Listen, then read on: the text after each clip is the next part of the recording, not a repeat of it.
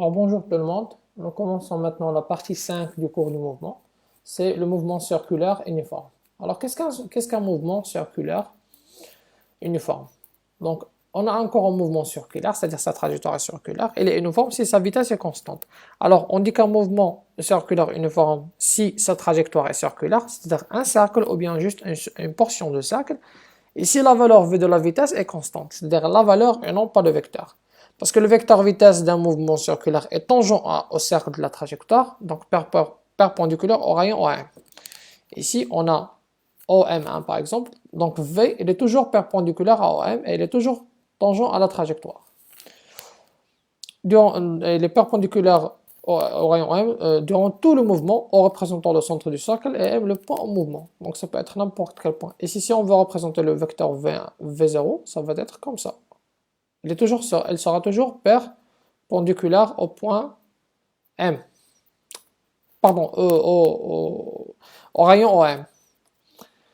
Au cours du mouvement circulaire uniforme, le vecteur vitesse n'est pas constant. C'est-à-dire le vecteur vitesse n'est pas constant, mais la valeur est constante. Car sa direction varie, seule l'intensité de V qui est constante. C'est-à-dire ici. Donc la direction de V ici, ça ne sera pas la même ici, ni la même ici. Donc le vecteur vitesse, il n'est pas constant.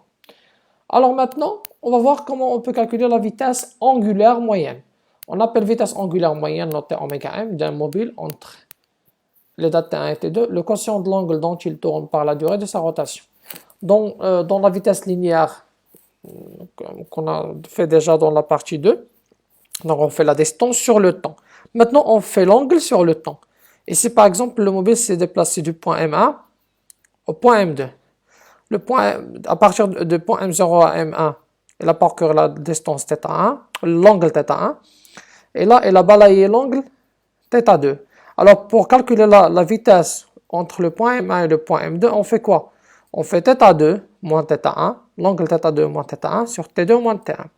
Avec delta θ en radian, delta T en seconde, et oméga, la vitesse angulaire moyenne, c'est en radian par seconde. Parfois, on la note en tour par seconde. Un tour, c'est-à-dire 2π. Donc maintenant, il y a une relation entre la vitesse angulaire et la vitesse linéaire.